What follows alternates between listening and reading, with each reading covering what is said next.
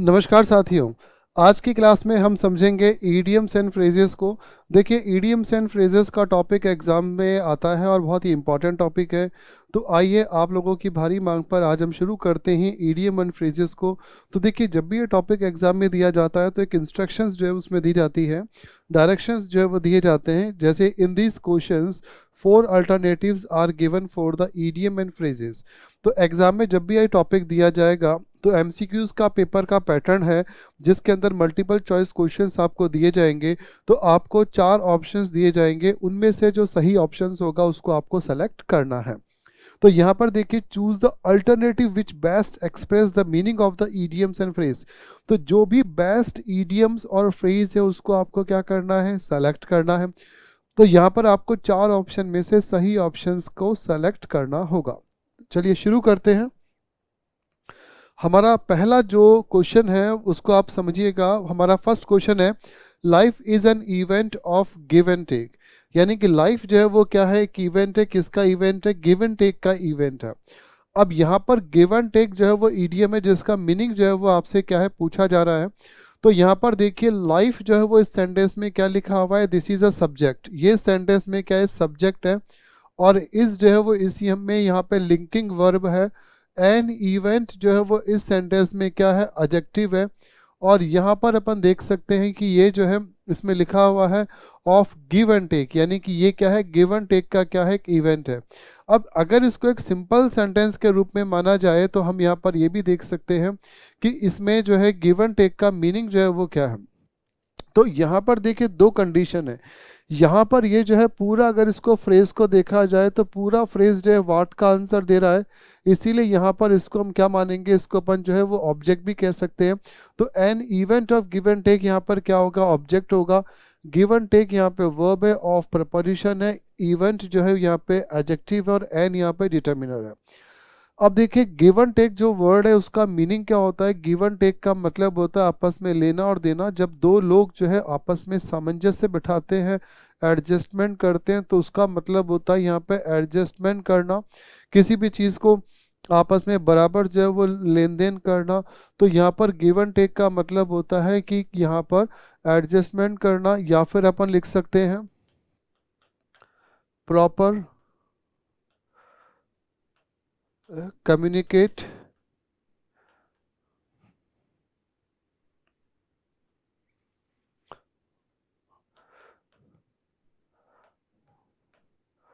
Partnership cartel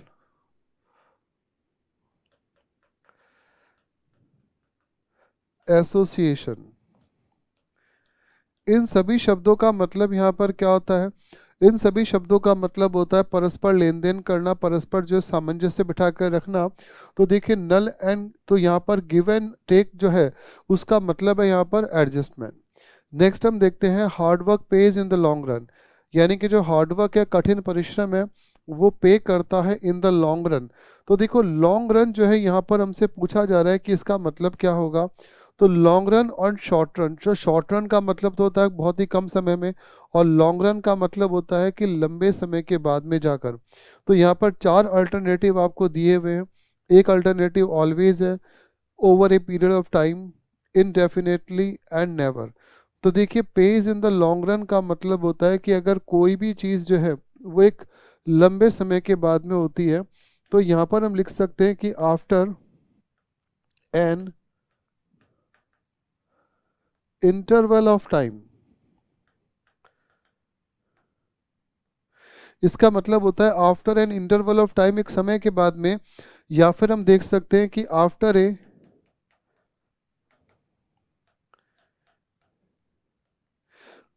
period of time, जैसे इसमें लिखा हुआ है after a period of time जो है वो लिखा हुआ है। तो यहाँ पर देखिए, इसका जो मीनिंग होगा वो क्या हो जाएगा, after a period of time. यानी कि लंबे समय के बाद में अगर कोई भी चीज़ होती है तो उस ईडियम का मतलब होता है लंबे समय के बाद में। तो यहाँ पर हम क्या लिखेंगे, लंबे समय के बाद। अब देखिए, यहाँ पर अगला हमारे सामने सेंटेंस लिखा हुआ है, I felt a fish out of water among the lawyers. तो अमंग द लॉयर्स जो सेंटेंस लिखा हुआ है इसके अंदर देखिए, अमंग जो शब्द है वो यहाँ पर प्रेपोजिशन है। लॉयर्स जो लिखा हुआ है यहाँ पर नाउन के रूप में आ रहा है। द यहाँ पर कौन है, डिटर्मिनर है, और डिटर्मिनर के रूप में ये क्या है, आर्टिकल भी है। उसके बाद में देखिए यहाँ पर जो है आई इस सेंटेंस में क्या है, सब्जेक्ट है। फेल्ट यहाँ पे वर्ब की सेकंड फॉर्म है। A fish out of water, यहाँ पर ये जो है वो इस सेंटेंस के अंदर ऑब्जेक्ट का काम कर रहा है। और यहाँ पर जो है आपसे मुहावरा ईडियम है, इसका मतलब पूछा जा रहा है। अब देखिए अगर कोई मछली, अगर कोई फिश जो है पानी से बाहर निकल जाएगी, तो अगर कोई फिश जो है वो पानी से बाहर निकल जाएगी तो वो कैसी होगी, तो वो जो है वो अपने आप में अनकंफर्टेबल होगी, वो अपने आप में असहज होगी। तो इसका जो सही आंसर क्या हो जाएगा, अनकंफर्टेबल। तो देखिए यहाँ पे लिखा हुआ है फिश आउट ऑफ वाटर। तो फिश आउट ऑफ वाटर का मतलब है कि पानी से बाहर अगर कोई भी फिश होगी, तो यहाँ पर हम देख सकते हैं कि वो कैसा महसूस करेगी, अनईजी महसूस करेगी। यहाँ पर वो कैसा महसूस करेगी, क्लमजी। यहाँ पर वो कैसा महसूस करेगी, क्लमजी महसूस करेगी। वो यहाँ पर कैसा महसूस कर सकती है, इन एक्टिव जो है वो महसूस कर सकती है। यहाँ पर वो जो है कैसा महसूस करेगी, यहाँ पर जो है अनलाइफुल। यहाँ पर वो कैसा महसूस कर सकती है, अनलाइफुल जो है वो महसूस कर सकती है। तो अगर आपको एग्जाम में दे दिया फिश आउट ऑफ वाटर, तो आप इमेजिन करिएगा कि कोई पानी है और पानी से बाहर यहाँ पर कोई भी मछली है। तो फिश जो है वो पानी से बाहर है, तो उसका मतलब हो जाएगा कि मछली जो है वो पानी से बाहर है। तो इसका अर्थ हो जाएगा अनकंफर्टेबल। नेक्स्ट है the Kaveri water issue. Kaveri water issue जो है led to apple of discord between the two governments. यानी कि कावेरी जल विवाद जो था वो दो सरकारों के बीच में क्या था, एप्पल ऑफ डिस्कॉर्ड था। अब देखिए यहाँ पर जो है शब्द आपको लिखा हुआ है, ईडीएम आपको दिया हुआ है एप्पल ऑफ डिस्कॉर्ड। अब एप्पल ऑफ डिस्कॉर्ड जो है उसका मतलब यहाँ पर बिटवीन, यहाँ पे प्रपोजिशन है, दो सरकारों के बीच की बात कर रहे हैं। तो दो के लिए हमेशा बिटवीन का यूज़ करते हैं, दो से ज़्यादा के लिए अमंग का यूज़ करते हैं। अब यहाँ पर देखिए लिखा है एप्पल ऑफ डिस्कॉर्ड। तो एप्पल ऑफ डिस्कॉर्ड का मतलब होता है झगड़े की जड़। तो यहाँ पर आप ये समझिएगा कि अगर सेंटेंस में लिखा हुआ है एप्पल ऑफ डिस्कॉर्ड, तो देखिए एप्पल ऑफ डिस्कॉर्ड जो है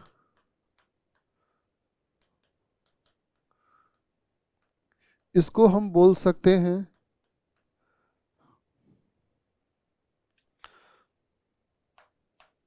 बोन ऑफ कॉन्टेंशन।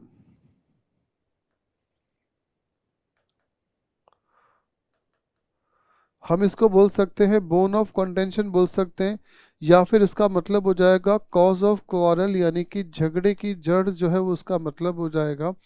तो यहाँ पर देखिएगा हमने किसका यूज़ किया, Apple of Discord. Apple of Discord का मतलब होता है झगड़े की जड़। या फिर अपन इसमें किसका यूज़ करेंगे, बोन ऑफ कॉन्टेंशन का यूज़ करेंगे। तो बोन ऑफ कॉन्टेंशन का मतलब होता है यहाँ पे झगड़े की जड़ होना। तो यहाँ पर देखिए एप्पल ऑफ डिस्कॉर्ड का मतलब होता है झगड़े की जड़। नेक्स्ट है the construction remain unfinished and the workers have let the grass grow under their feet. तो देखिए यहाँ पर जो है आपसे पूछा जा रहा है कि let the grass grow under the feet, इसका मतलब क्या हुआ। अब जैसा कि आप जो है यहाँ पर डायग्राम में देख सकते हैं कि घास है, और घास जो है एक व्यक्ति है वो घास को उगे हुए रहने देना चाह रहा है, और लगातार घास उग रही है, पैर जो है उसके ऊपर से। तो यहाँ पर आप देखेंगे कि इस सेंटेंस में इसका मतलब क्या होगा, इसका मतलब हो जाएगा डिलेड डूइंग द वर्क। यानी कि कोई भी जो काम है वो काम कैसा है, यहाँ पर डिले है, और डिले जो वर्क है वो लगातार हो रहा है। तो इसका मतलब क्या होता है, let the grass grow under their feet. घास को उगा रहना देना, यानी कि काम में क्या होता है, देरी होना। तो इसका मतलब यहाँ पर क्या होता है, ओवर ड्यू दी वर्क,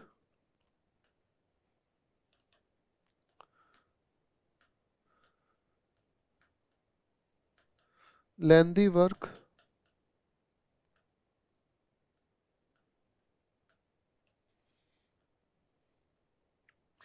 या फिर हम लिख सकते हैं अनटाइमली कंप्लीशन। नेक्स्ट है the police smell the rat behind the death of the girl. अब देखिए यहाँ पर आपसे पूछा जा रहा है स्मेल द रैट। अब आपको कैसे समझना है इसको, स्मेल द रैट को, कि अगर मान लीजिए रैट है, अगर मान लीजिए रैट है और रैट को हम क्या करते हैं, स्मेल करते हैं। तो police smell the red behind the death of the girl. तो यहाँ पर देखिए, इसको हम इस तरीके से समझ सकते हैं कि सेंटेंस में आपसे पूछा जा रहा है स्मेल द रैट। तो देखो, स्मेल द रैट का मतलब है कि अगर कोई चूहा है, चूहे को स्मेल अगर किया जाए तो चूहे की जो गंध होती है वो बहुत तेज होती है। तो यहाँ पर अगर कोई भी चीज़ जो है वो बहुत ज़्यादा सस्पेक्टेड है, बहुत ज़्यादा जो है वो कैसी है, सस्पेक्टिव है, तो उसका मतलब हो जाएगा स्मेल द रैट। तो हमारा इसमें आंसर हो जाएगा suspected that something is fishy. Fishy का मतलब होता है कि अगर कोई भी चीज़ गड़बड़ है तो उसको अपन लोग क्या बोलते हैं, उसे हम बोलेंगे स्मेल द रैट कहते हैं। तो यहाँ पर हम ये भी लिख सकते हैं इसमें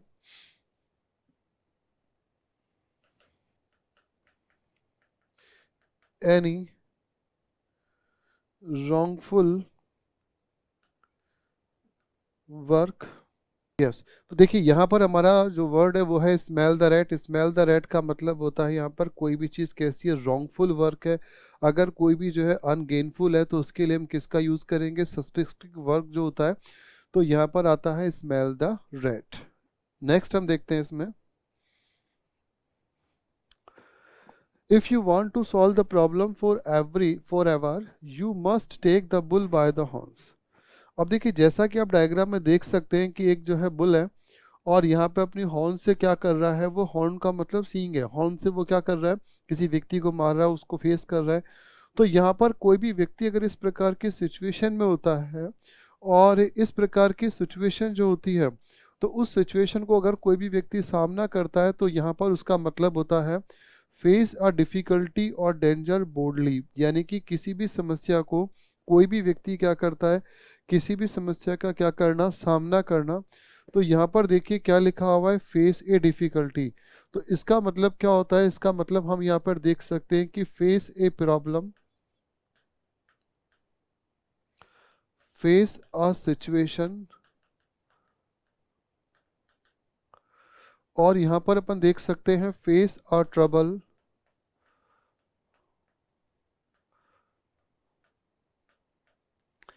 face a trouble, face A situation, face a problem.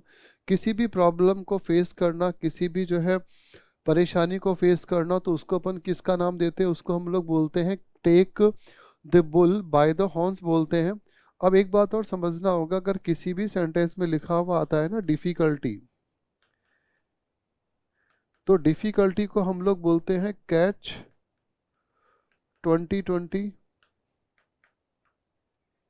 Problem, puzzle,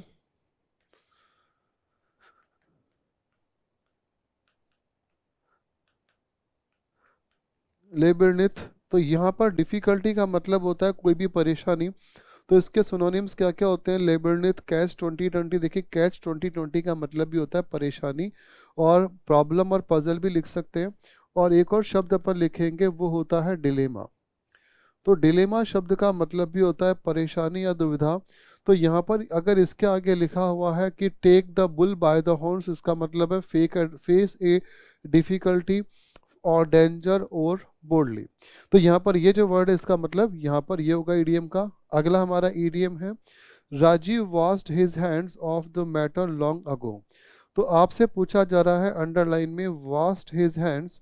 तो वॉश्ड हिज हैंड्स का मतलब क्या होगा, तो देखिए वॉश हिज हैंड्स का मतलब है, जैसा आप डायग्राम में देख सकते हैं कि कोई व्यक्ति अपने हाथ को, हैंड्स को वॉश कर रहा है। तो यहाँ पर क्या हो जाएगा कि जो है अगर कोई भी व्यक्ति जो है अपनी जिम्मेदारियों को लेने से मना कर देता है, अपनी रिस्पॉन्सिबिलिटीज़ को नहीं लेता, तो यहाँ पर हम उसका मतलब होता है कि अपनी जिम्मेदारियों से बाहर निकल जाना, अपनी जिम्मेदारियों को नहीं मानना। तो हम लोग लिखेंगे refuse to accept responsibility for. यानी कि कोई भी व्यक्ति अपनी जिम्मेदारियों से वो मना कर देता है तो उसके लिए हम यूज़ करते हैं रिफ्यूज्ड का यूज़ करेंगे, refuse to accept responsibility for. अब देखिए नेक्स्ट हमारा वर्ड है यहाँ पर I saw through the trick and was on guard. I saw through जो सेंटेंस है वो आपसे जो है इसमें वर्ब की सेकंड फॉर्म है, तो आप समझिएगा कि सिंपल पास्ट में सेंटेंस पूछा गया है और यहाँ पर वाज का यूज हुआ है, आई यहाँ पे सब्जेक्ट है। अब आपसे बोला जा रहा है कि सी थ्रू यहाँ पर फ्रेजल वर्ब है। अब ये जो सी थ्रू है ना, ये यहाँ पर क्या है, फ्रेजल वर्ब है और आपसे बोला जा रहा है इस फ्रेजल वर्ब का मतलब जो है वो क्या होगा। तो देखिए यहाँ पर इस फ्रेजल वर्ब का मतलब होता है कि अगर कोई भी चीज़ जो होती है जो समझ में नहीं आती, कोई भी चीज़ बहुत ही कन्फ्यूजेबल होती है, कोई भी चीज़ डिटेक्टेड होती है, तो उसको हम क्या बोलते हैं, सी थ्रू बोलते हैं। तो यहाँ पर देखिए इसका आंसर क्या हो जाएगा, डिटेक्टेड होगा। हम इसमें लिखेंगे डिटेक्टेड लिखेंगे। तो इसमें अपन क्या लिख सकते हैं, यहाँ पर हम लोग लिख सकते हैं कन्फ्यूज्ड,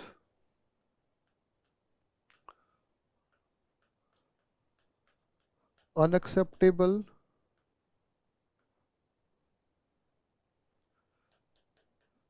improper,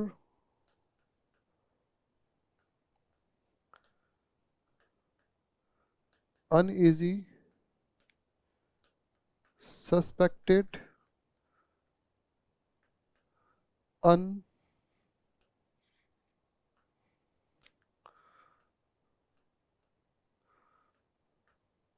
understable।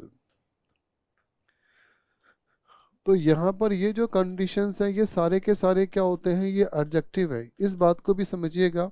यहाँ पर ये जो है सेंटेंस में क्या हो जाएंगे, एडजेक्टिव होंगे। तो यहाँ पर इन सभी का मतलब होता है कि डिटेक्ट होना, कि किसी भी चीज़ को समझ में ना आना, संदेह से देखना, या फिर कोई भी चीज़ जो होती है वो दोहरी होना। नेक्स्ट है हमारा he is not a good lawyer, sorry good lawyer होना चाहिए था यहाँ पर। यहाँ पर हमारा वर्ड है good lawyer. He is not a good lawyer but he has the gift of the गैब। अब देखिए गिफ्ट ऑफ द गैब का मतलब है कि अगर कोई व्यक्ति है जिसको गिफ्ट मिली है, गैब का मतलब है यहाँ पर बोलना, यानी कि expertness of talking, expertness of speeching. तो अगर किसी भी व्यक्ति को बोलने के लिए, बोलने की स्वतंत्रता मिली है, बोलने में कोई व्यक्ति एक्सपर्ट है, तो उसके लिए हम इसका यूज़ करते हैं। तो देखिए आपको चार जो है मीनिंग जो है इसके दिए गए हैं इस ईडियम्स के। तो पहला है he can talk very fast, second है he can speak very well, फिर है he has a good voice, and he can pretend convincingly. तो इसका आंसर हो जाएगा he can speak very well. तो इसका मतलब होता है गिफ्ट ऑफ गैब का मतलब होता है स्पीक वेरी वेल। तो यहाँ पर अपन बोल सकते हैं कि expert in talking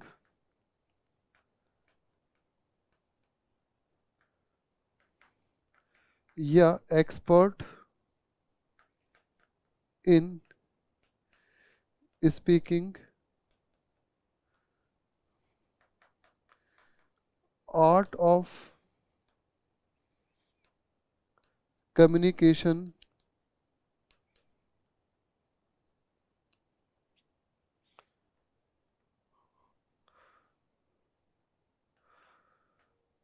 boldness in presentation. तो देखिए यहाँ पर ये सभी जो है मीनिंग होते हैं किसके, गिफ्ट ऑफ गैब के होते हैं। तो गिफ्ट ऑफ गैब का मतलब होता है बोलने में कोई व्यक्ति अगर कुशल है तो उसके लिए अपन किसका यूज़ करते हैं, गिफ्ट ऑन गैब का यूज़ करते हैं।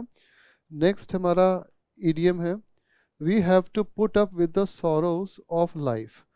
पुट अप विथ, तो पुट अप विथ जो है उसका मतलब हमें बताना है कि पुट अप विथ का मतलब क्या होता है।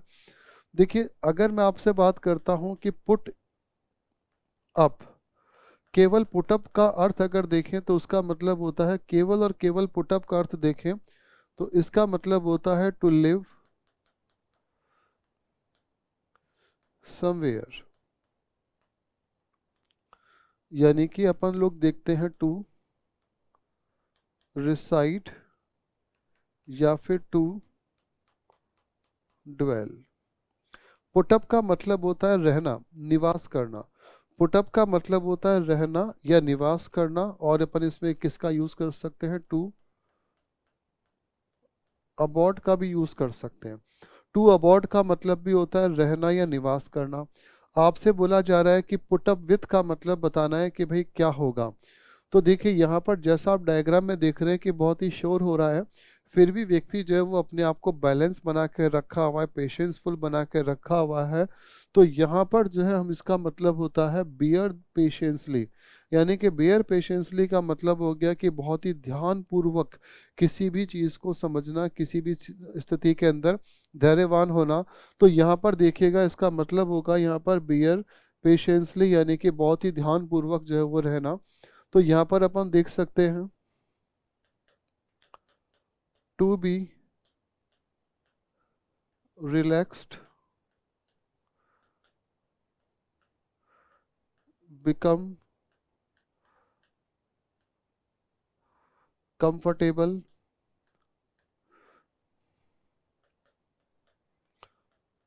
To be patienceful. तो देखिए इन सभी शब्दों का मतलब होता है यहाँ पर किसी भी स्थिति के अंदर अपने आप को धैर्यवान रखना, अपने आप को सामंजस्य बना के रखना। नेक्स्ट है the die is cast and nothing can be done now. तो देखिए डाई इज कास्ट में जैसे आप डायग्राम में देख सकते हैं, मैंने महाराणा प्रताप जो है उनका एक पोर्ट्रेट यहाँ पे लिया है। तो महाराणा प्रताप की पिक है। तो महाराणा प्रताप क्या करते थे, किसी भी निर्णय को, किसी भी डिसीजन को लेने में समय जो है वो नहीं लगाते थे, तुरंत जो है वो डिसीजन लिया करते थे। और उन्होंने जो है सम्राट, जैसे आप हिस्ट्री को अगर देखें तो हिस्ट्री के अंदर हम देखते हैं कि अकबर के आगे घुटने नहीं टेकी और अपनी आज़ादी के लिए लड़ाई लड़ी थी। तो डाई इज कास्ट का मतलब यहाँ पर होता है कि किसी भी डिसीजन को जो है वो लेना, तुरंत जो है वो लेना। तो यहाँ पर इसका मीनिंग हो जाएगा the decision has been taken, यानी कि जो निर्णय होता है वो निर्णय जो है वो तुरंत लेना। ठीक है, तो इसका मतलब क्या हो गया कि the die is cast, the decision has been taken.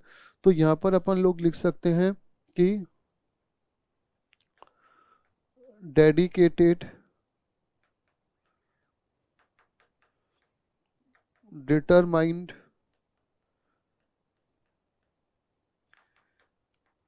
Focused, well planned,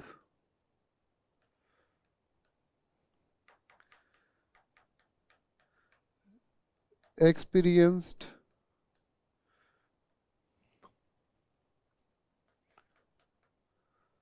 well known,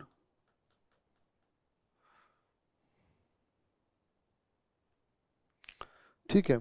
इन सभी शब्दों का मतलब होता है कि कोई भी व्यक्ति जो तुरंत निर्णय ले पाता है उसको अपन क्या बोलते हैं, यहाँ पर उसका मतलब हो गया यहाँ पर the die is cast and nothing can be done now, यानी कि निर्णय जो है वो लिया जा चुका है और जो है अब उसको बदला नहीं जा सकता।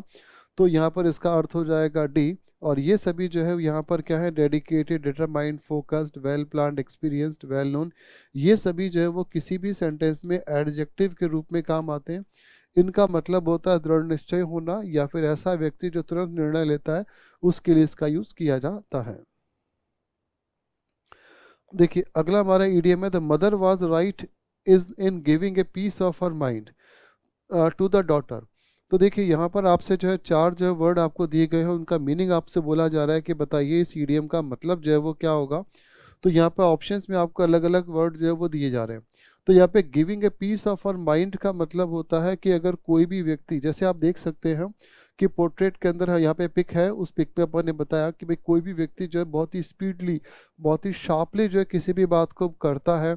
तो यहाँ पर उसका मतलब होता है कि अपनी बात को रिप्रेजेंट करना बहुत ही शार्पली, बहुत ही फ्लुएंटली, एक्सपर्ट तरीके से रिप्रेजेंट करना। तो यहाँ पर अपन इसका मतलब देखते हैं स्पीकिंग शार्पली। तो स्पीकिंग शार्पली का मतलब होता है, यहाँ पर अपन देखेंगे giving a piece of uh mind. Giving a piece of mind का मतलब हम यहाँ पे लिख सकते हैं कि पोर द माइंड,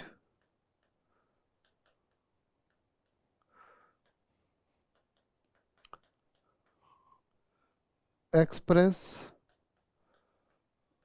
बोल्डली,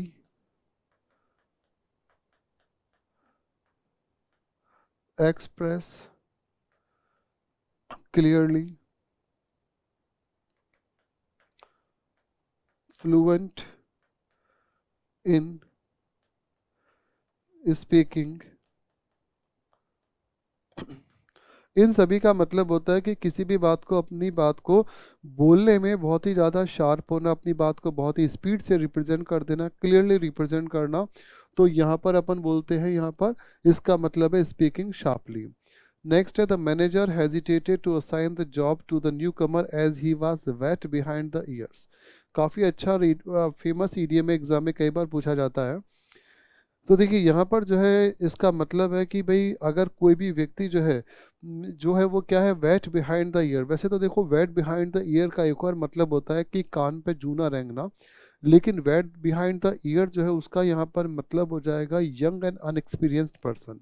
यानी कि कोई भी मैनेजर जो है न्यू कमर्स को इसीलिए अपॉइंट नहीं करेगा क्योंकि वो कैसे होते हैं, यंग एंड इनएक्सपीरियंस्ड होते हैं। तो देखिए यंग एंड इनएक्सपीरियंस्ड जो है उसका मतलब हो जाएगा यहाँ पर wet behind the ear. Young and inexperienced जो व्यक्ति होता है उसको क्या कहा जाता है, उसको अपन बोलते हैं नॉविस कहते हैं। हम उसे कह सकते हैं न्यू कमर बोल सकते हैं।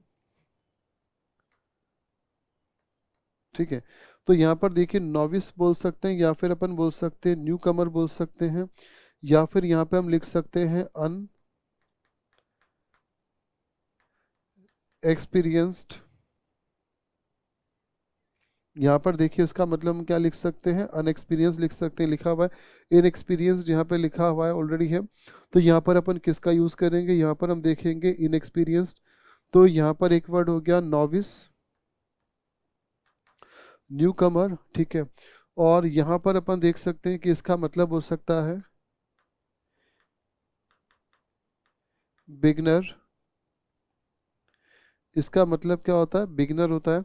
तो यहाँ पर देखिए यंग एंड इनएक्सपीरियंस्ड का मतलब होता है कि अगर कोई भी व्यक्ति कैसा है, नॉविस है। नॉविस का मतलब होता है नया नवेला, जो पहले बार किसी भी काम को कर रहा है। न्यू कमर है, बिगनर है। तो यहाँ पर अपन बोलते हैं wet behind the ear. Wet behind the ear का मतलब होता है कि किसी भी बात पर ध्यान न देना, यंग होना, इनएक्सपीरियंस्ड होना।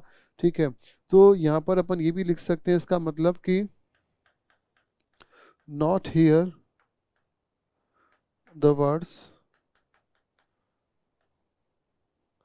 And not be careful.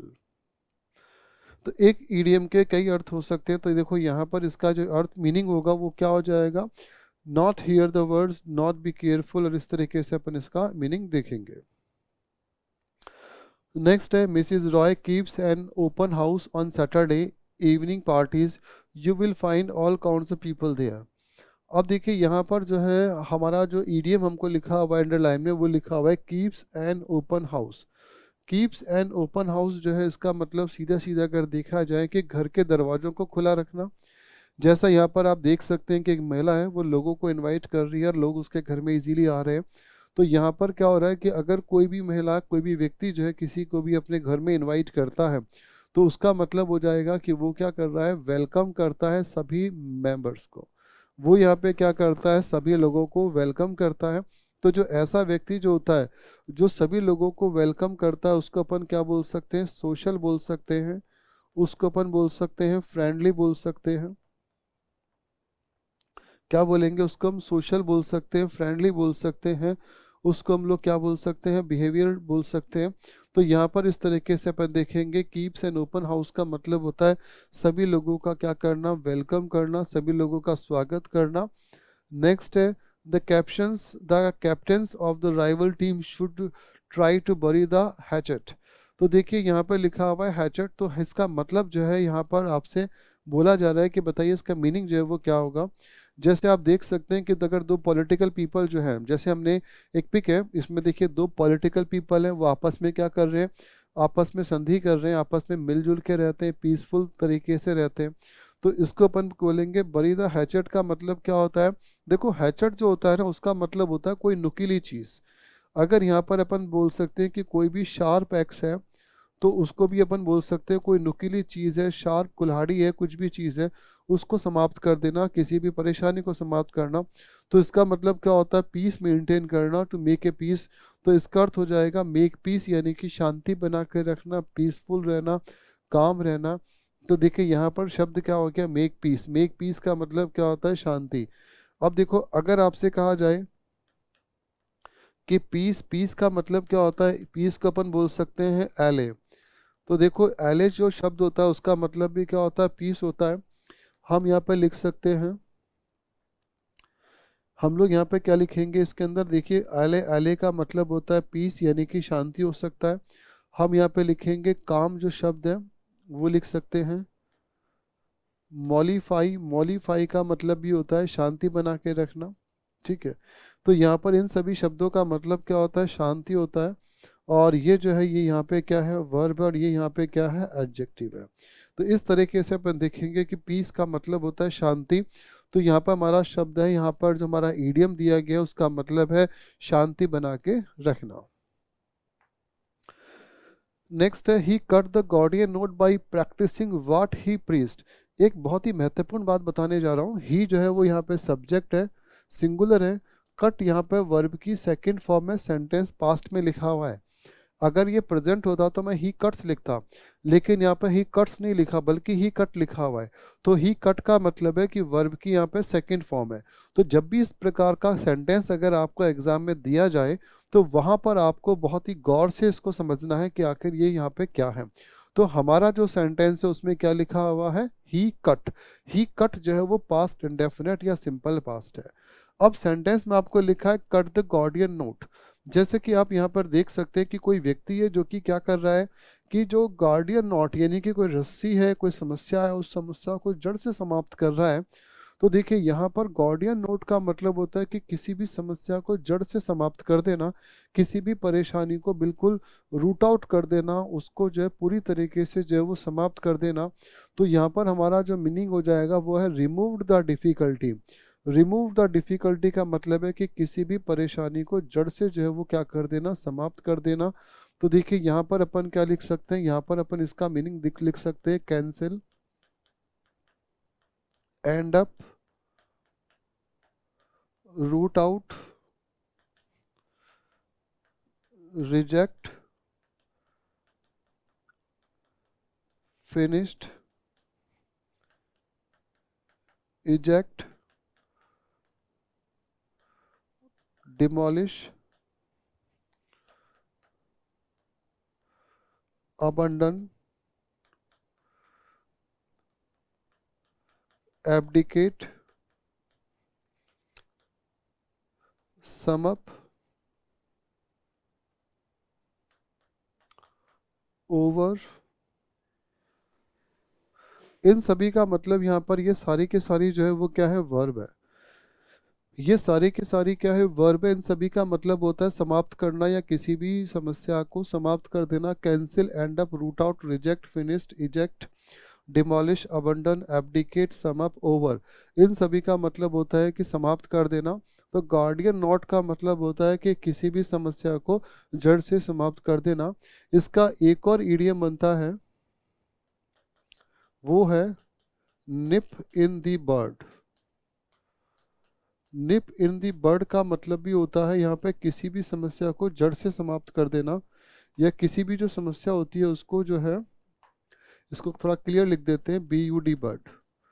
Bird का मतलब होता है कि बिल्कुल जो जैसे तना होता है, बिल्कुल उसका जो होता है तना, that is called the bird. तो हम लिखेंगे इसमें निप इन द बर्ड।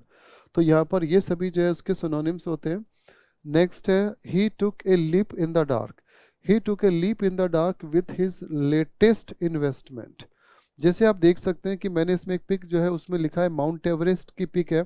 अगर कोई भी व्यक्ति माउंट एवरेस्ट को फतेह करता है, माउंट एवरेस्ट तक पहुंचता है, तो अपने आप में जोखिम भरा काम है ये। तो अगर कोई भी व्यक्ति इस प्रकार का काम करता है तो उसको अपन बोलते हैं टू के रिस्क। टू के रिस्क का मतलब होता है जोखिम लेना। रिस्क का मतलब यहाँ पे क्या होता है, जोखिम लेना होता है। तो इस मुहावरे का, इस ईडियम का अर्थ यहाँ पर क्या हो जाएगा, जोखिम लेना होगा।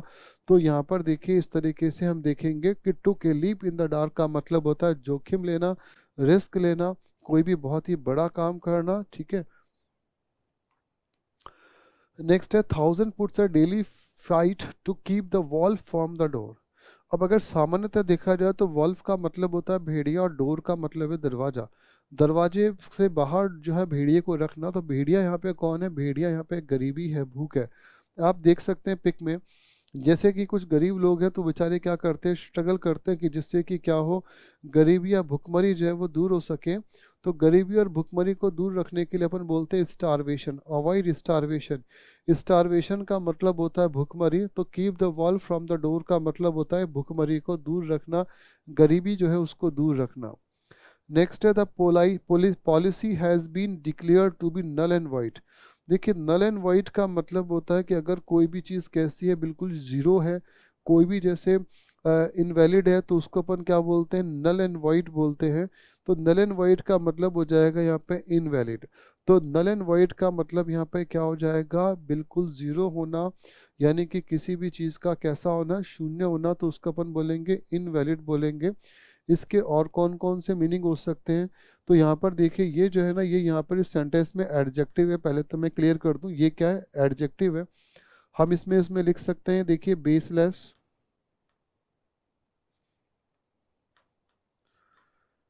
ग्राउंडलेस,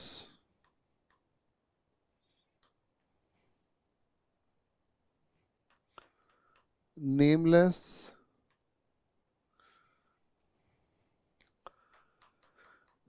इम्पॉसिबल,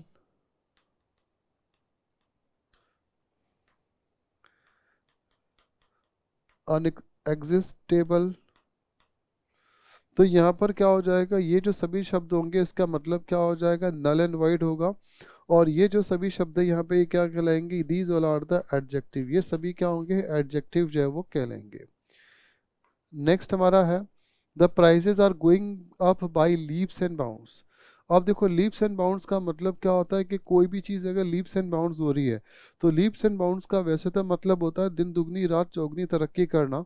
लेकिन अगर एग्जाम में आपसे क्वेश्चन पूछा गया कि लीप्स एंड बाउंड्स का अर्थ बताइए, चार ऑप्शन आपको दिए गए, ग्रेजुअली, इरेगुलरली, रैपिडली या सिस्टमिकली। तो सिस्टमेटिकली, तो आपका आंसर हो जाएगा रैपिडली। तो रैपिडली का मतलब होता है दिन दुगनी रात चौगनी तरक्की करना, तो इसका मतलब अपन लिख सकते हैं टू गेट स्पीडली प्रोग्रेस, बहुत ही स्पीडली प्रोग्रेस करना, to go, to get flying colours. Flying colours का मतलब होता है बहुत ज़्यादा अच्छी सफलता हासिल करना। तो देखो फ्लाइंग कलर्स का मतलब यहाँ पर क्या होता है, बहुत अच्छी सफलता हासिल करना। तो हम ये भी लिख सकते हैं टू गेट फ्लाइंग कलर्स, बहुत अच्छी सफलता हासिल करना, to get good result,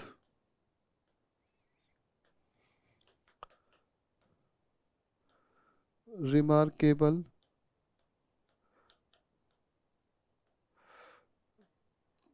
progress,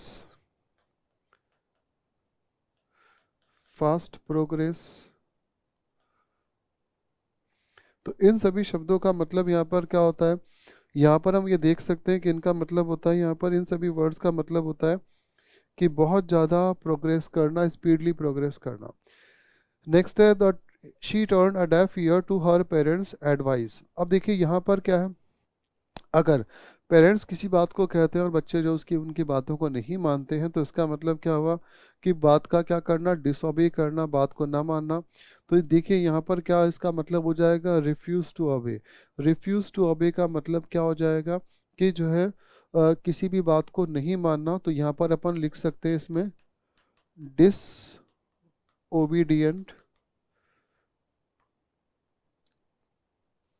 या अनओबीडियंट,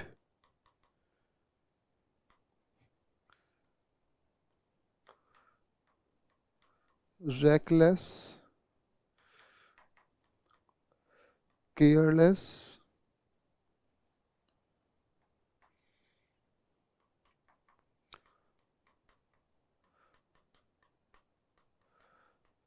इनडिसिप्लिन्ड। तो देखिए इन सभी शब्दों का मतलब होता है कि किसी भी बात को ना मानना। इन सभी शब्दों का मतलब क्या होता है, किसी भी बात को ना मानना, रिफ्यूज कर देना, ऑबी ना करना। तो यहाँ पर हम ये देखेंगे डिसओबीडियंट, अनओबीडियंट, रेकलेस, केयरलेस, इनडिसिप्लिन्ड। इन सभी शब्दों का मतलब यहाँ पर क्या होता है कि किसी भी बात को ना मानना। ये जो सभी वर्ड होते हैं इनको अपन बोलते हैं एडजेक्टिव बोलते हैं। ये जो होते हैं ना, ये क्या होते हैं, एडजेक्टिव होते हैं। नेक्स्ट है there are no hard and fast rules for admission to this college. अब देखिए जैसे हम देखते हैं पार्लियामेंट जो होता है, पार्लियामेंट के अंदर कोई भी व्यक्ति, वहाँ पे क्या होता है, फ्रीडम ऑफ स्पीच होती है, फ्रीडम ऑफ स्पीकिंग होती है। आप कुछ भी बात बोल सकते हो, आपके ऊपर कोई भी केसेस नहीं लगेंगे। तो देखिए यहाँ पर अपन देखते हैं कि इसका मतलब क्या हुआ कि there are no hard and fast rules for admission of this college. तो इसका मतलब होता है इजी, यानी कि नो हार्ड एंड फास्ट का मतलब होता है इजी होना, यानी कि कोई भी रूल अप्लाई ना होना किसी भी चीज़ का, जो है बहुत ही इजी होना। तो इसको अपन लोग लिख सकते हैं कंफर्ट जोन। हम इसमें किसका यूज़ कर सकते हैं, अपन इसमें लिख सकते हैं कंफर्ट जोन। कंफर्ट जोन का मतलब होता है बहुत ही आरामदायक जो है वो अवस्था। हम यहाँ पे लिख सकते हैं bed of roses. Bed of roses का मतलब भी होता है बहुत ज़्यादा आरामदायक अवस्था, उसके लिए अपन लिख सकते हैं। या फिर अपन लिख सकते हैं इजी कंडीशन। हम क्या लिखेंगे, इजी कंडीशन, ठीक है। और यहाँ पर अपन लोग लिख सकते हैं लेफ्ट हैंड वर्क। इसका मतलब भी क्या होता है, कोई भी चीज़ बहुत आसान होती है तो इसका मतलब हो जाएगा इजी। नेक्स्ट हमारा है most people live from hand to mouth these days because of inflation. Inflation का मतलब होता है मुद्रास्फीति या महंगाई। जैसा आप इस पिक में देख सकते हैं, यहाँ पे गरीबी है, भुखमरी है, बहुत लोग जो है मुश्किल से जो है वो जी पाते हैं। तो इसका मतलब हो जाएगा माइजरेबली। माइजरेबली का मतलब हो जाएगा यहाँ पे बहुत ही मुश्किल से जो है अपना जीवन बसर करना। इसका मतलब होता है यहाँ पर हम लोग लिख सकते हैं हार्ड लिविंग। इसका मतलब हो जाएगा हार्ड लिविंग या फिर डिफिकल्ट टू सरवाइव। इसका मतलब हो जाएगा डिफ़िकल्ट टू सरवाइव, यानी कि सरवाइव करने में बहुत ज़्यादा मुसीबत आना, मुश्किल आना। नेक्स्ट देखिएगा अडोलसेंस। अडोलसेंस का मतलब होता है तरुण अवस्था। Is a period of halcyon day. तो देखिए हेलिकॉन डे, इसका मतलब होता है हेलिकॉन डे। तो हेलिकॉन डे का मतलब है यहाँ पे हैप्पी डेज, यानी कि बहुत ही खुशी का दिन जो होता है। तो यहाँ पर कैसे डेज होते हैं, ये हैप्पी डेज होते हैं। कैसे डेज होंगे, इसको बोलेंगे अपन हैप्पी डेज बोल सकते हैं। या फिर अपन लोग लिख सकते हैं कि हैप्पी डेज का मतलब होता है, देखो इसमें और कौन कौन से इडियम्स आते हैं। इसके अंदर हम लोग देख सकते हैं कि एक इडियम्स आता है a red letter day. Red letter day का मतलब भी होता है खुशी का दिन। हम लोग लिख सकते हैं red letter day. Red letter day का मतलब होता है खुशी का दिन। A merry day. Merry day जो शब्द होता है, मैरी डे का मतलब भी होता है खुशी का दिन। हम लिख सकते हैं हैप्पी डेज। हैप्पी डेज का मतलब होता है खुशी का दिन, ठीक है। तो इस तरीके से यहाँ पर हम लोग देख सकते हैं कि इन सभी मुहावरे का मतलब है यहाँ पे बहुत ही खुशी का दिन होना, ठीक है। या फिर एंजॉयफुल डे। इन सभी का मतलब होता है खुशी का दिन होना। Next, their friendship lasted without a cloud to the end of his life. तो देखो यहाँ पर हमारा जो वर्ड है इसका मतलब है विदाउट ट्रबल, बिना किसी परेशानी के। तो विदाउट ए क्लाउड का मतलब होता है जब कोई परेशानी नहीं होती, जब कोई प्रॉब्लम नहीं होती, तो उसको अपन क्या बोलते हैं, विदाउट ट्रबल बोलते हैं। तो विदाउट ट्रबल का मतलब होता है कि बिना किसी परेशानी के होना, बिना किसी मुसीबत के होना। तो यहाँ पर अपन बोल सकते हैं, इसका मतलब यहाँ पर हम लिख सकते हैं कि इजी टास्क। यहाँ पर अपन लिख सकते हैं easy task.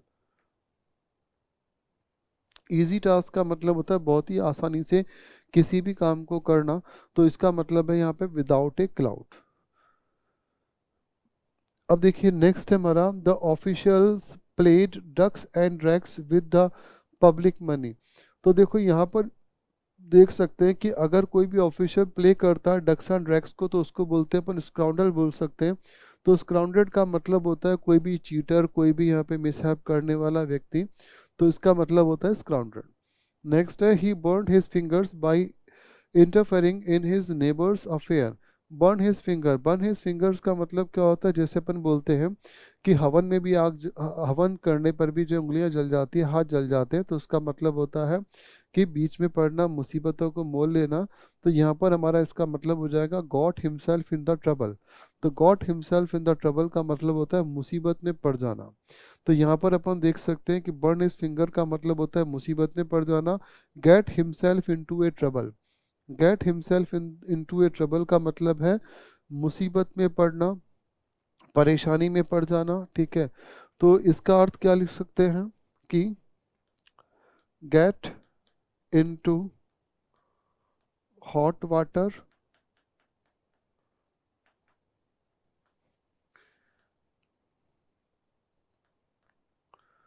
Be in A soup, in a puzzle,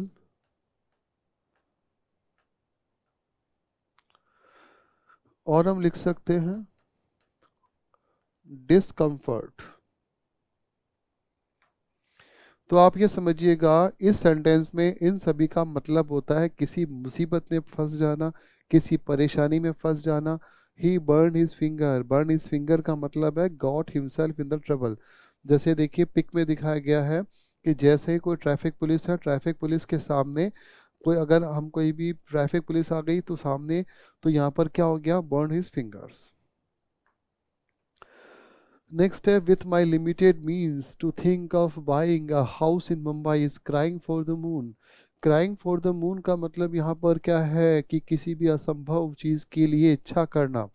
कोई भी वस्तु ऐसी है जो इम्पॉसिबल है, उस इम्पॉसिबल चीज़ को हमें हासिल करना है, तो उसके लिए हम किसका यूज़ करेंगे, उसके लिए जो है हम लोग यूज़ करेंगे यहाँ पर ए ऑप्शन है विशिंग फॉर समथिंग इम्पॉसिबल। अगर कोई भी चीज़ कैसी इम्पॉसिबल है, उस इम्पॉसिबल जो है उसको हासिल करना, तो या फिर अपन बोल सकते हैं कि cry for the moon. Cry for the moon का मतलब है विशिंग फॉर समथिंग इम्पॉसिबल।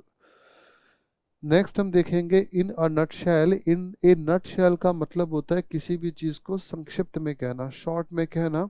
तो यहाँ पर देखिए हमारा इसका ईडियम का मतलब हो जाएगा ब्रीफ। तो यहाँ पर हम लिख सकते हैं इन शॉर्ट।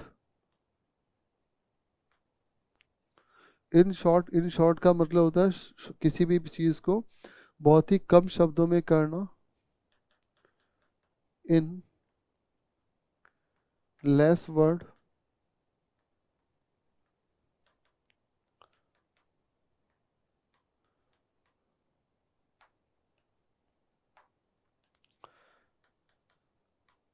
रैपिडली, रैपिडली का मतलब होता है बहुत ही फास्टली। तो यहाँ पर इन सभी का मतलब होता है शॉर्ट में कहना, कम शब्दों में कहना, किसी भी बात को इन लेस वर्ड्स, बहुत ही कम शब्दों में कहना।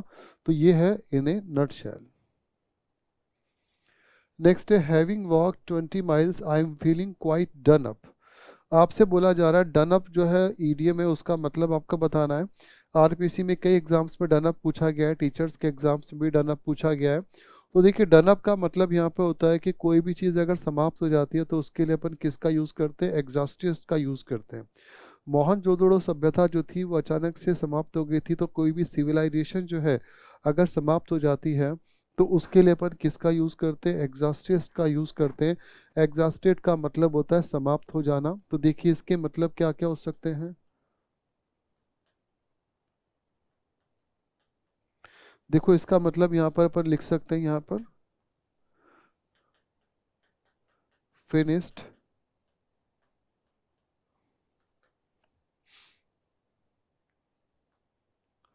फिनिश्ड एंड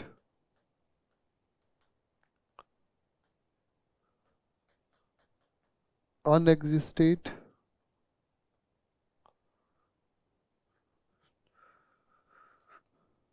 ठीक है, तो ये सभी क्या होते हैं, इसके सिनोनिम्स होते हैं। तो यहाँ पर देखिए एग्जॉस्टेड का मतलब होता है कोई भी चीज़ कैसी होती है, समाप्त हो जाती है, तो इसको अपन बोल सकते हैं। ठीक है, अब देखो यहाँ पर एक शब्द आता है डोल ड्रम। डोल ड्रम का मतलब भी क्या होता है, समाप्त हो जाना। तो यहाँ पर इन सभी शब्दों का मतलब होता है समाप्त हो जाना। नेक्स्ट है to egg on. Egg on का मतलब होता है कि किसी भी चीज़ में बहस करना, आर्ग्यूमेंट करना। तो देखो यहाँ पर अपन लिखते हैं एग ऑन का मतलब होता है किसी को उकसाना, तो यहाँ पर अपन लिखेंगे टू अर्ज। तो इसका मतलब हो जाएगा to excite, to argue, to discuss, to debate, to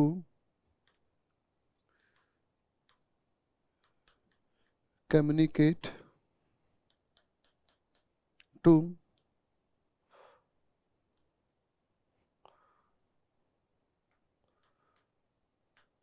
cut the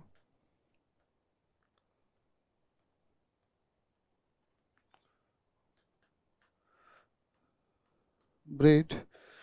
तो अर्ज का मतलब होता है कि किसी भी चीज़ के ऊपर अपन लोग क्या करना, किसी को उकसाना, किसी के बहस करना, किसी को अपनी बात को रखना। तो ये सभी क्या होते हैं, इसके मीनिंग्स होते हैं। ये सारे के सारे यहाँ पर क्या है, वर्ब है। टू इन्फिनेटिव वर्ब मैंने लिखे हैं। टू अर्ज ऑन का मतलब होता है टू अर्ग, यानी कि बहस करना, बात करना, जवाब दे देना। ठीक है, यहाँ पर अपन ये भी लिख सकते हैं टू रिप्लाई,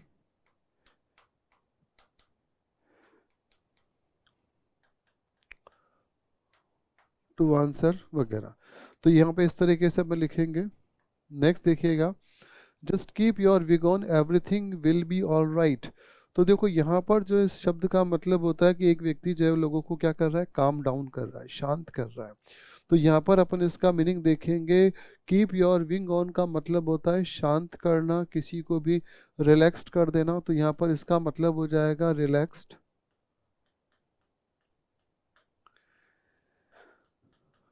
एले,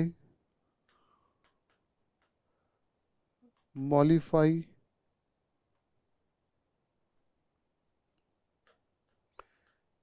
सीरियस, पीसफुल, अननॉइजी। ये सभी जो है उसके क्या हो जाएंगे, सिनोनिम्स हो जाएंगे। तो यहाँ पर अपन देखेंगे इन सभी शब्दों का मतलब होता है बिल्कुल शांत हो जाना। नेक्स्ट है, parents pay through their nose for their children's education, यानी कि माता पिता अपने बच्चों की पढ़ाई के लिए क्या करते हैं, पे करते हैं। Through their knows, through their knows का मतलब होता है यहाँ पर कि वो जो है बहुत ज़्यादा पे करना। तो उसका मतलब होता है एन एक्सट्रीमली हाई प्राइस, बहुत ज़्यादा अपनी प्राइस को देना, बहुत ज़्यादा कीमत देना। अब देखिए नेक्स्ट हमारा है इसमें, Monica's habit of picking holes in every relationship is very irksome. तो यहाँ पर देखिए किसका यूज़ करेंगे, यहाँ पर देखिए आपसे बोला जा रहा है कि बताइए इसमें क्या हो जाएगा आंसर। तो यहाँ पर इसमें पिकिंग होल्स का मतलब होता है फाइंडिंग फॉल्ट्स, यानी कि दूसरों की गलतियाँ निकालना। तो यहाँ पर अपन देखेंगे फाइंडिंग फॉल्ट्स लिख सकते हैं, या फिर अपन लिख सकते हैं find a mistake. Find a mistake का मतलब होता है कि गलतियाँ निकालना। नेक्स्ट हमारा वर्ड है, Mahesh is always ready to eat any one salt. तो ईट एनी वन सॉल्ट का मतलब होता है, देखिए यहाँ पर जैसे किसी भी व्यक्ति को अपने घर बुलाना, उसका वेलकम करना, तो उसका मतलब होता है टू बी वंस गेस्ट, किसी भी व्यक्ति का गेस्ट होना, मेहमान होना। तो यहाँ पर देखिए to eat any one salt का मतलब होता है किसी का नमक खाना नहीं, बल्कि किसी का मेहमान होना। नेक्स्ट है, he will certainly come to grief if he does not have his parents friendly. तो देखो यहाँ पर लिखा हुआ है कम टू ग्रीफ, ग्रीफ का मतलब होता है सफ़र, यानी कि किसी भी परेशानी में होना, किसी भी दुविधा में होना। तो सफरिंग या परेशानी को जैसे अपन ने देखा था, एक शब्द होता है डिलेमा, और यहाँ पर एक शब्द होता है कैच 2020,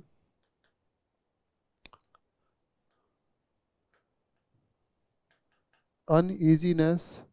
इन सभी का मतलब होता है परेशानी। नेक्स्ट है, nowadays one gets good literally books once in a blue moon. Once in a blue moon का मतलब, ब्लू मीन का मतलब है कि बहुत ही मुश्किल से किसी भी काम का होना। तो यहाँ पर इसका मतलब हो जाएगा रेयरली, रेयरली का मतलब है मुश्किल से। नेक्स्ट हमारा इसमें इडियम्स है, he decided to bury the hatchet. तो बरी द हैचेट जो है उसका मतलब ये आया था हमारे सामने। तो उसका मतलब क्या होता है कि शांति बना के रखना, टू मेक पीस, यानी कि बिल्कुल शांति बना के रखना। नेक्स्ट है, by leaps and bounds. Leaps and bounds का मतलब होता है रैपिडली, बहुत ही तेजी से जो है वो क्या करना, प्रोग्रेस करना।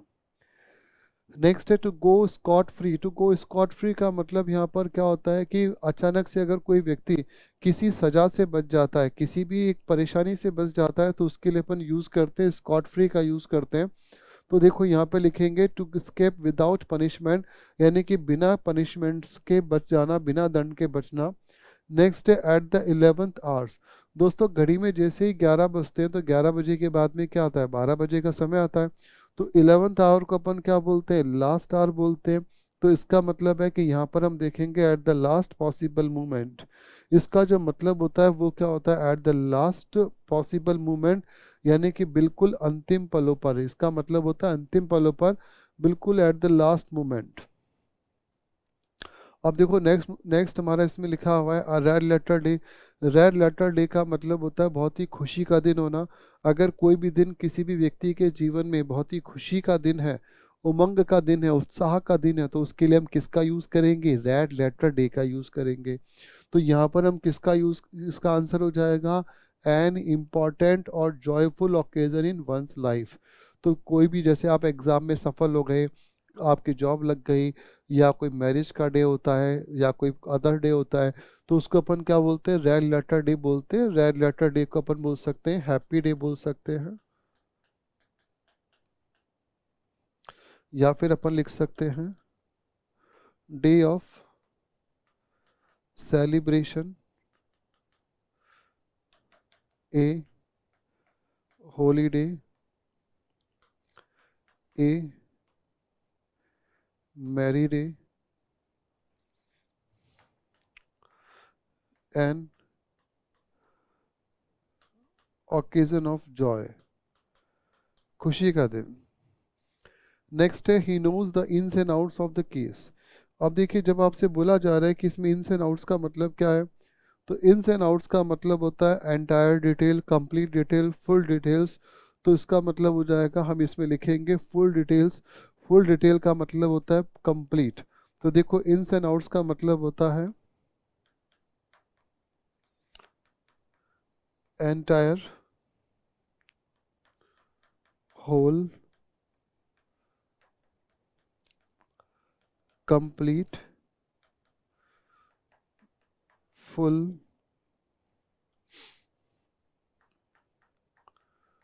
ए to Z,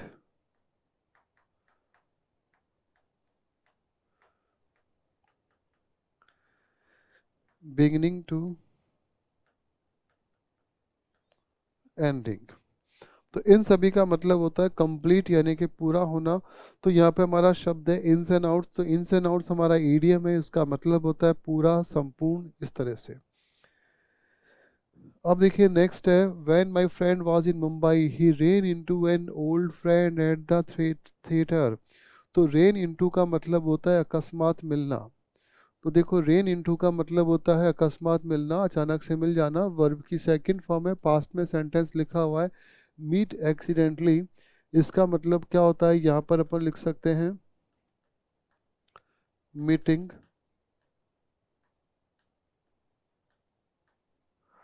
suddenly, meet by at once, अचानक से किसी को मिल जाना। नेक्स्ट है he and his friend. He and his friend are sailing in the same boat. तो देखो यहाँ पर जो वर्ड है इसका मतलब क्या होता है, सेलिंग इन ए सेम बोट का मतलब होता है एक जैसी परेशानी में होना, एक जैसी जो है मुसीबतों का सामना करना। तो यहाँ पर देखिए अपन लिखेंगे being in A same difficult situation, एक जैसी मुसीबतों में होना, एक जैसी परेशानी में होना। तो देखिए selling in the same boat का मतलब होता है सेम डिफिकल्टी होना। नेक्स्ट है ह्यूमन चॉइस। ह्यूमन चॉइस का मतलब है एक्सीलेंट वर्क। अगर कोई भी व्यक्ति बहुत ही अच्छा काम करता है तो उसके लिए अपन किसका यूज़ करते हैं, ह्यूमन चॉइस का यूज़ करते हैं। तो ह्यूमन चॉइस का मतलब है एक्सीलेंट वर्क, किसी भी परेशानी को हटाना। तो यहाँ पर अपन बोलेंगे ह्यूमन चॉइस, यानी कि एक्सीलेंट वर्क बोलेंगे, या फिर अपन बोलेंगे ग्रेट वर्क, या हम लिख सकते हैं ग्रेट जॉब लिख सकते हैं, मार्वलस वर्क अपन लिख सकते हैं, ठीक है। या फिर यहाँ पे अपन लिख सकते हैं सुपर्ब,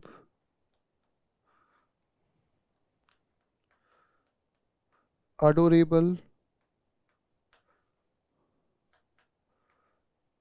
रिमार्किंग,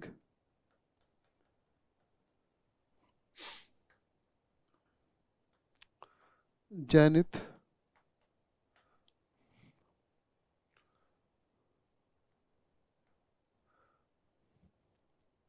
ठीक है। तो ये सभी जो है वो क्या है, इसके सिनोनिम्स हैं। तो यहाँ पर अपन देखिए इस तरीके से इसका यूज़ करेंगे।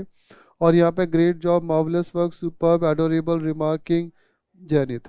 नेक्स्ट है टू फेस द म्यूजिक। तो देखो फेस द म्यूजिक का मतलब होता है यहाँ पर जैसे कि to live in a pleasant atmosphere, यानी कि कोई भी एक अशांतिपूर्ण वातावरण में रहना हो। तो यहाँ पर हम देखेंगे फेस द म्यूजिक का मतलब होता है to live in a to live in a pleasant movement नहीं होगा, एटमोसफियर नहीं, बल्कि इसके लिए देखिए अपन लिखेंगे to bear the consequences to have a difficult time. तुम्हारा इसका मतलब हो जाएगा टू बियर द कॉन्सिक्वेंसेज, यानी कि किसी भी परेशानी का सामना करना। नेक्स्ट है हमारा हरक्यूलियन टास्क। हरक्यूलियन टास्क का मतलब होता है कोई भी बहुत ही डिफिकल्ट काम को करना, कोई भी बहुत ही मुसीबत भरा काम करना। तो देखो हरक्यूलियन टास्क को इस तरीके से देख सकते हैं कि हर कुली का कार्य, हर कुली का काम कैसा होता है, बहुत ही डिफिकल्ट होता है।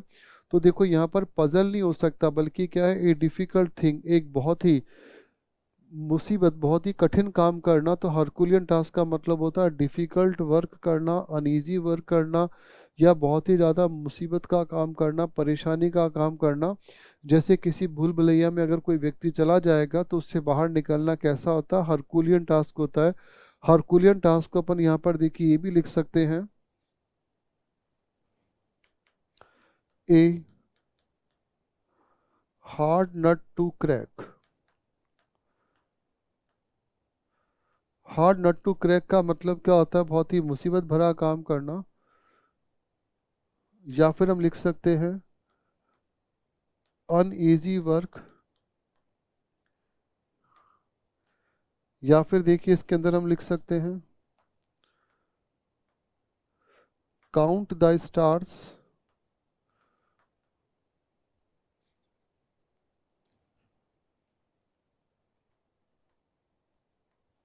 ठीक है, तो इन सभी का मतलब होता है हरकुलियन टास्क, यानी कि बहुत ही मुश्किल भरा काम करना, बहुत ही मुसीबत भरा काम करना। नेक्स्ट है to make both ends meet. तो देखिए बोथ एंड मीट्स का मतलब होता है कि कोई भी व्यक्ति जो है अगर किसी भी इनकम के अंदर किसी भी आजीविका को किसी भी प्रकार से एडजस्ट कर रहा है, तो हम लिखते हैं to live within one's income. यानी कि बोथ एंड मीट का मतलब होता है कि अपनी आजीविका में ही जो है, यानी कि जितनी चादर है उतनी ही पैर पसारना, इसका मतलब होता है। तो यहाँ पर इस तरीके से इसका अर्थ देखेंगे to live within one's income, जितनी इनकम है उसी के अंदर अपना रखना। जैसे फूड, वाटर, शेल्टर, क्लोथिंग, ये सब देखो बेसिक नीड्स हैं। तो इन बेसिक नीड्स को जो है अगर कोई व्यक्ति अपनी जो है इनकम के अंदर ही, इसी सभी इनकम के अंदर ही जो है इन सब चीज़ों को पूरा कर रहा है, तो इसका मतलब ये होगा। तो ये थे हमारे आज की क्लास में ईडियम्स, यानी कि ऑन फ्रेजल वर्ब। तो ईडियम एंड फ्रेजल वर्ब जो है वो एग्ज़ाम का बहुत ही इंपॉर्टेंट टॉपिक है और ये हमें आना चाहिए। तो आज की क्लास में हम लोगों ने इसको इस तरीके से देखा कि कैसे हमको इसको करना है। अब देखिए मैं आपको एक बात बताना चाहूँगा कि अगर आपको हमारे क्लास बहुत अच्छी लगी हो, हमारा सेशन बहुत अच्छा लगा हो, तो हमारे यूट्यूब चैनल को लाइक और सब्सक्राइब करें। उसके अलावा हम यहाँ पर ऑफ़र कर रहे हैं जेलों के लिए, हमारा जो कोर्स है वो 2500 रुपये में अवेलेबल है। यहाँ पर विधि क्लासेस के नाम का एक एप्लीकेशन है, उसको आप जो है प्ले स्टोर से डाउनलोड कर सकते हैं। डाउनलोड करने के बाद में आप एप्लीकेशन पे जा सकते हैं, वहाँ पे हमारे कुछ फ्री वीडियोस हैं, कंटेंट है, नोट्स हैं, जो 1 साल की वैलिडिटी के साथ है, उनको आप ले सकते हैं। पूरा कोर्स जो है वो अभी अवेलेबल है मात्र 2500 रुपये में। 2500 रुपये के अंदर जो है वो कोर्स आपका 1 साल के लिए वैलिड है। 1 ईयर के लिए आप इस कोर्स को ले सकते हैं और इस कोर्स को आराम से पढ़ सकते हैं। रिकॉर्डेड लेक्चर्स आपको मिलेंगे, नोट्स आपको मिलेंगे। तो मैं उम्मीद करता हूँ कि आपको हमारे आज का सेशन, आज की क्लास बहुत ही अच्छी लगी होगी। तो बने रहिएगा, जुड़े रहिएगा हमारे यूट्यूब चैनल के साथ में, विधि क्लासेस के साथ में। मैं सीपी शर्मा आप सबको वेलकम करता हूं और मैं ये कहता हूं कि आप इस कोर्स को ज्वाइन करें, ज़्यादा से ज़्यादा अपने फ्रेंड्स में सब्सक्राइब करें, इसको भेजें, इसको सेंड करें, लाइक करें, कमेंट्स करें और ज़्यादा से ज़्यादा जुड़िएगा। एप्लीकेशंस को ज़्यादा से ज़्यादा देखिए, परचेज़ करिए, जुड़े रहिएगा। तो बहुत ही अच्छा कोर्स है जो कि बहुत ही कम रेट में है, 2500 रुपये के अंदर बहुत ही ईजी कोर्स है, बहुत अच्छा कोर्स है। तो ये जो है हमारा आज का सेशन था, उम्मीद करूँगा पसंद आया होगा। नमस्कार।